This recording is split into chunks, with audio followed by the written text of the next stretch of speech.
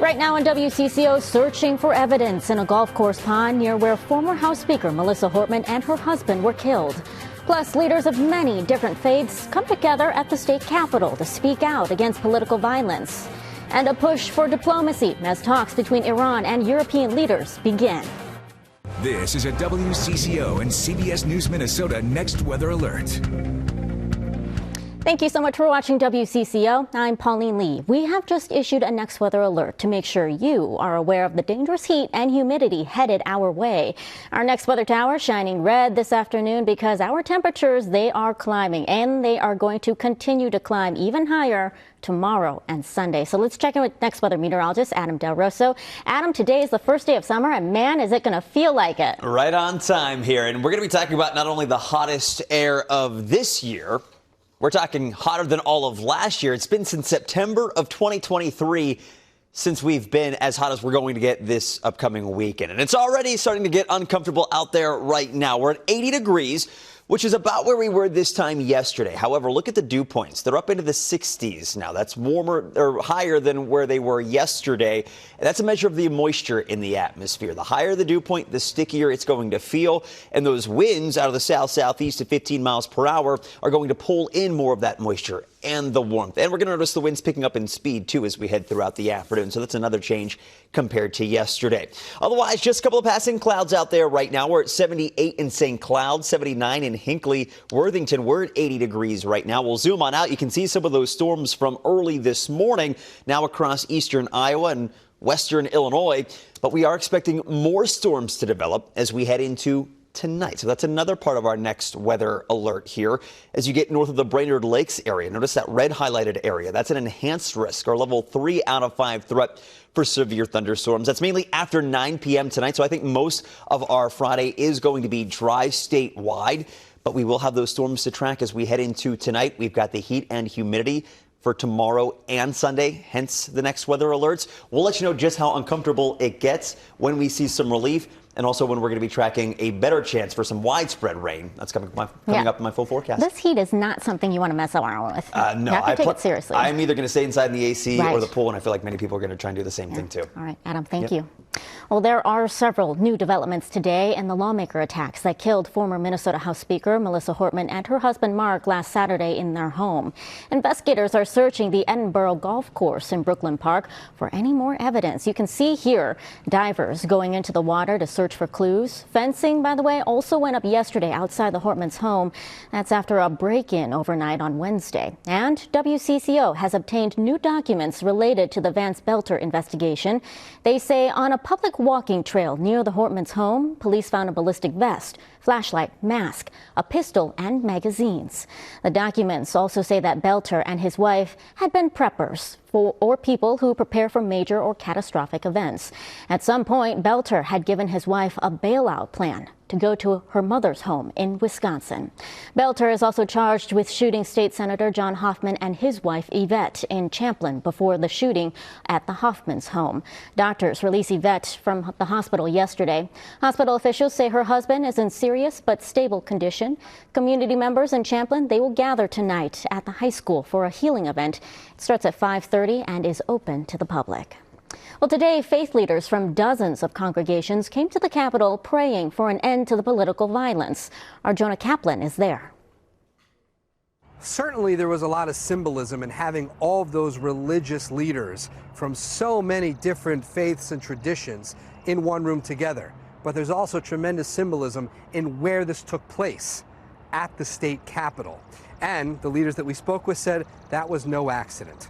They all gathered here today, representing more than 400 of them, who signed a statement endorsing, of course, this call to tone down the rhetoric, to get rid of the kind of violent speech that could then lead to violent action, the kind of violence that we saw took the life of Melissa Hortman and her husband of blessed memory. Of course, they're all talking here, not just as faith leaders, but for many of them, this was personal. They knew Melissa Hortman. They worked with Melissa Hortman, and they're vowing to keep her memory alive forever. So today felt like an opportunity to gather with multi-faith kindred and say, you know, we can't just receive this in our silent grief, that we have to collectively respond in the ways that Melissa would have asked of us. It was interesting speaking with a lot of these faith leaders. They've all been here many times before this week because of all the different vigils. They say the challenge moving forward, not just having difficult conversations, but making sure this is a conversation that continues 1 week from now, 1 year from now, maybe even 10 years from now, especially when the news moves so quickly and we just move on to the next crisis. This one can't be forgotten. In St. Paul, Jonah Kaplan, WCCO News. And just days after the Lawmaker attacks, we're learning more about another arrest related to a threat at the state capitol. Minnesota House Republicans say someone reported a text message threat to Representative Jim Nash on Wednesday. The GOP statement says it wasn't directed at a particular lawmaker, but referenced violence at the Capitol. The Carver County Sheriff told us that suspect in this case was going to have a bail hearing at about 11:30 this morning, and then the county attorney was going to issue a press release that included the formal criminal complaint. We'll be sure to let you know when we receive that information. In other news this afternoon, Minneapolis police are looking for the person behind a double deadly shooting. One person has died, the other went to the hospital. The gunfire erupted just after midnight in downtown. Police said there had been some kind of gathering at the intersection before shots were fired. The shooter escaped before police got there. We continue to follow developing news in Israel and Iran. President Trump says he'll decide in 2 weeks whether the U.S. will join the offensive. He wants to try and give diplomacy a chance first. Talks are about to get underway between Iran and European diplomats, and the U.S. is trying to reestablish talks with Tehran as well. Natalie Brand has more from the White House. In Geneva, Switzerland, Iran's foreign minister is meeting with his European counterparts, pushing to end the conflict through diplomacy. Iran delivering this message as talks begin. Iran is defending itself against the barbaric aggression. We are entitled, tasked, and determined to defend our territorial integrity, national sovereignty, and security with all force. Iran's foreign minister says while the U.S. has sent messages calling for negotiations, Tehran will not negotiate unless Israel's aggression stops. We are operating in the name of regional stability and global security. Israel says it's not backing down, even as President Trump is holding off for now, saying he'll decide what to do within 2 weeks. If there's a chance for diplomacy, the president's always going to grab it, but he's not afraid to use strength as well. Secretary of State Marco Rubio and Special Envoy Steve Witkoff met with the UK's Foreign Secretary ahead of today's meeting in Geneva as the U.S. tries to re-engage in direct talks with Iran. As the State Department makes plans to help with evacuations of Americans trying to leave Israel, private rescue groups in the state of Florida are also assisting. Thank God that the Jewish Sabbath starts tonight because we really desperately need that rest and that sleep. Josh Hammer arrived back into the U.S. early Friday morning. He said he decided to get out as strikes killed civilians in the week-long conflict. Natalie Brand, CBS News, the White House. And this morning, the Treasury Department announced new sanctions against one individual and 8 different entities. That includes a Hong Kong-based shipping company for providing materials to Iran to help build its missile and defense industry weapons. Well, now to the latest from the live desk streaming on CBS News Minnesota. Our Maria Lizignoli joining us now with more on the Minnesota cyclist who found himself inside Iran this week when Israel's bombing campaign kicked off, Maria. Pauleen, yes. Ian Anderson was on a worldwide cycle trip, a journey that quickly turned into an escape mission as the fighting began. Anderson started his biking adventure in February in Portugal. He got to Iran June 1st and planned to ride his bike for 29 days through Iran. But on June 13th, Israeli bombs started raining down on Iran's nuclear and missile sites. Anderson sheltered in place about 45 miles north of Tehran for 2 days. His Iranian guide told him not to tell anyone he was American, but he did, by accident, let it slip at their guest house to local travelers. Last Sunday morning, he heard a bomb. The same day, the State Department sent an email with options on how to get out of the country. That was an 8-hour car ride north around the Caspian Sea to Azerbaijan. My guide told me that that he can no longer protect me. He's like, all right, this is it. Like, you're in quite a bit of danger here, because I can't, if we're stopped and the police suspect you of something, there's nothing I can do. Well, thankfully, Anderson did make it out and thanks his guide for his life. Here, Anderson is crossing the border with his bike. He said he then slept for 12 hours straight after, of course, calling his parents back in Wayzata. Anderson says he's afraid of the spillover effect of this conflict and for all Americans living overseas and any American who wants to travel. Pauleen? Oh my gosh, just an incredible story, and we're glad that he is safe. Maria, thank you. And remember, Maria has hourly headlines and updates on our 24/7 free streaming service, CBS News Minnesota. You can find it on our website, Pluto TV, and through the CBS News app. Well, we all know yoga helps with flexibility and motion. Now, researchers in Florida are looking into how the practices improve cognitive abilities as well. And later, we're going to take you back to the 50s to show you some more of these cool cars.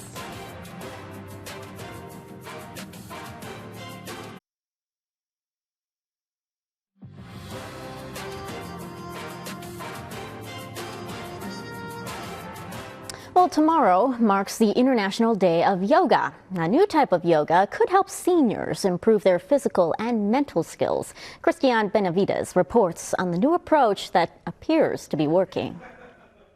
Foot back into warrior. This yoga class at the University of Miami is a test in both skill and memory. Frances Vega, who is in her 60s, was among the participants in a study looking at how a twist in traditional yoga Breathing into pose could benefit older adults. The program was an amazing program, not only cognitive, but also my balance and my flexibility have improved greatly. The new form of yoga is called Yoga Q. It relies on the participants' memory to perform poses. It adds this cognitive component to yoga. Brooke Fitzgerald is the yoga instructor. First, she teaches the class yoga poses, but instead of repeating the poses each time, she connects them to a cue. We basically incorporate what are called flows, which are sequences of poses strung together, and then we'll add like a color name to it. The participants then must recall the movement from memory. Dr. Joseph Signorelli at UM's Lab of Neuromuscular Research and Active Aging created the program with one of his PhD students. They have to move their body in a series of individual poses, one after another, that matches the cue that they were just provided. think about what it's going to look like. After just 6 months of yoga work, with classes 3 times a week, the study found a significant improvement in cognitive testing when compared to a control group. The cognitive changes surprised us because the cognitive changes were so much better for the Yoga Pew program. For those like Vega, whose mother had some dementia before she passed away at 97, these classes are more than just exercise. I think everyone's seen improvement in the strength and in the cognitive skills. It's a workout for both body and mind. Christiane Benavides, CBS News, Miami.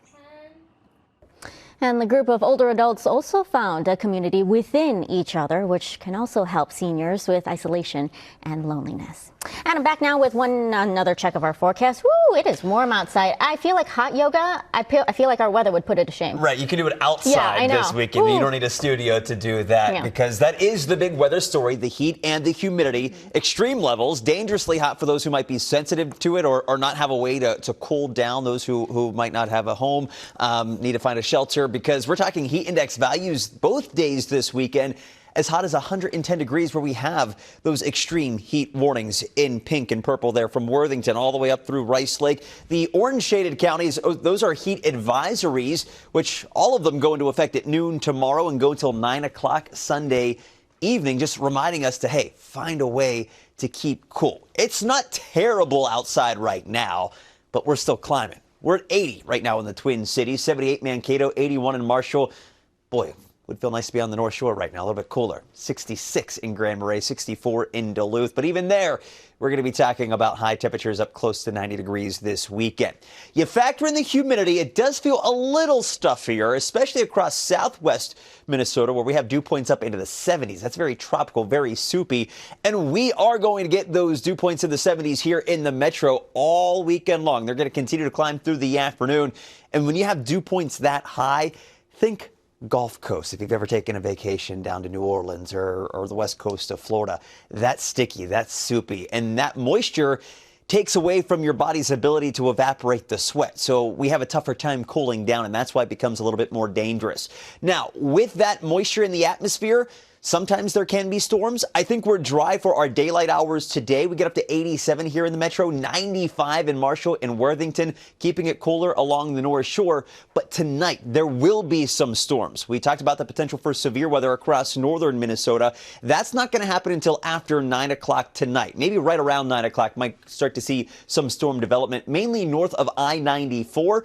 You can see those individual cells kind of forming more of a line here, and we could be talking about several waves of storms while we're sleeping overnight if those storms don't wake you up here, because I think a lot of this activity is out of here by the time we start to wake up tomorrow morning, with maybe a stray storm making its way as far south as the North Metro. But I think most of this activity misses us in the Twin Cities before everyone dries up for our Saturday, and then our focus will entirely be on the extreme heat and humidity. Now, those storms, they could bring damaging straight-line wind gusts up to 75 miles an hour, large hail potentially up to 2 inches in diameter, flooding downpours given how much moisture there is in the atmosphere, and we can't rule out an isolated tornado either. So make sure you have a way to get warnings overnight tonight while you're sleeping, something that could wake you up, especially if you're north of the Brainerd Lakes area. Now, I think a lot of these storms are gone in time for Grandma's Marathon from Two Harbors to Duluth tomorrow morning. Could have some lingering clouds to start. Temperatures in the 50s and 60s here. So comfortable in terms of temperatures, but it is still going to be pretty muggy. Reason being, we have this large ridge in the jet stream, this northward bump. That's what's going to keep things hazy, hot, and humid through the weekend. But once we get into Monday, this ridge kind of breaks down. There are some of those cooler colors working on in as we head into Monday. That's going to drop those temperatures and bring in some unsettled weather for most of next week. But this weekend, look at those temperatures. Highs in the mid-90s, heat index values into the triple digits. That's why we have those next weather alerts in place, and we don't cool off much at all Saturday night with a low of 80. And eventually next week, our highs don't even get to 80. We'll be in the 70s with daily chances for storms. Look at that stark difference. Oh my Big gosh, difference. huge. So just got to get through this weekend. All right. Adam, thank you. Yep. Well, up next, hot rods and hot weather. We're going to show you the start of a very fun weekend at the State Fairgrounds. Today on the 4, it's patio season, it's kitten season. It's time to find a good pool with a fan season. The team is unpacking the summer sizzle ahead. So meet our pet of the week, and you can also find out where to get a sip on a good margarita. You can watch the 4 live on TV, stream it online on CBS News Minnesota and on Pluto TV, as well as through the CBS News app. Well, it's that time of year again when we can go back to the 50s. We were at the State Fairgrounds earlier this morning as the street rods, customs, classics, and restored vehicles pulled into the fairgrounds. There are almost 10,000 vehicles to check out today through Sunday. All of the cars, they're from 1964 or earlier. Costs about $15 for adults to get in. Kids 15 and under, you get in free with each paid adult. And you can hop on the Metro Transit bus, get there for free. Do those cars have AC? I know. Oh my gosh, it's going to be so hot if you go out there. You make sure you hydrate for sure. Drink lots of water, seek shade when you can. Don't forget the sunscreen because it is going to be sunny too. We do have some of those storms to worry about across northern Minnesota tonight. They could be strong to severe. Otherwise, this weekend, full focus on the heat and humidity. Next weather alerts in place for them. Mid-90s for our highs. Heat index values into the triple digits. Our hottest since September of 23. Oh, all right, Adam, thank you. Well, finally, this afternoon, after 3 years, this is my final broadcast at WCCO. To all of you who have tuned in the early morning hours, who have said hi when you see me out and about, and who've sent me kind notes and encouraging notes when news that we cover weighs heavy on our hearts, thank you. It has been a privilege and an honor of a lifetime to serve this community as a reporter and an anchor, and I am forever grateful. As for me, I'll be staying here in the Twin Cities, embarking on a new adventure in which I hope to have an official announcement for you soon. So until then, with all my love and deep gratitude, thank you. And we thank you too, Pauleen, because I know we've worked together. It's coming up on 2 years now. Oh my gosh. You've been like a big sister to me, even though we're the same age. You're someone that I look up to. You are the consummate employee, friend. We're going to miss you around here. I know you're going to do great things wherever you go, whatever you do. But it's been a pleasure sharing the desk with you any chance I get or that we've gotten to do. And it has been wonderful to work with you and with all of our colleagues here. It's been This place is special because of the people here. Any one particular memory that jumps out at you? Gosh, there's too many. I don't know. I have a bum foot right now, so if that means anything for you. Going out on a high note, huh? On a high note, for sure. Well, we are going to miss you, truly. I don't. Thank you. And I'll miss you, too. Thank you so much for joining us. The news continues right now on our streaming service, CBS News Minnesota. Have a wonderful afternoon and a wonderful weekend, everyone.